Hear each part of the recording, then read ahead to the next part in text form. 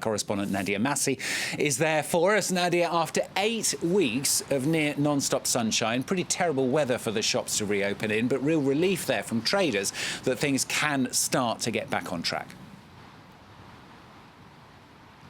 Yeah, that's absolutely right, Stuart. Here on the Champs-Élysées this morning, frankly, it's looking pretty quiet this hour, and that may well have something to do with this bad weather that we've woken up to after 8 pretty sunny weeks where we've had to remain largely in our homes.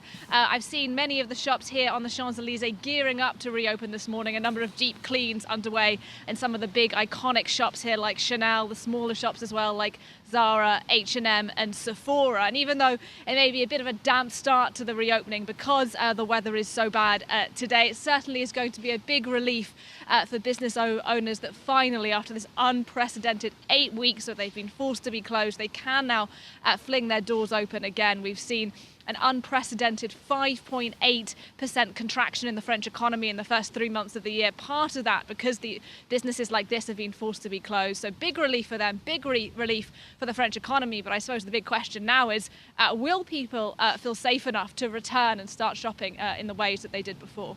Yeah, let's be honest, Nadia, of course, it's going to be a very, very different shopping experience right across France, isn't it?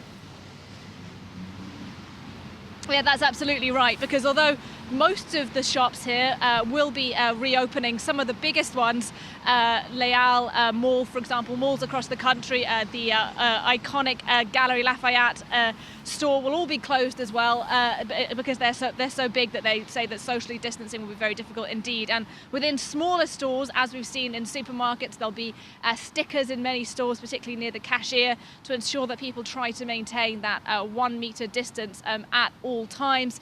But of course, another thing that's going to make things very different, particularly here on the Champs-Élysées where I am, is there'll be no tourists. We know that France's borders remain closed despite this significant easing of the lockdown from June the 15th.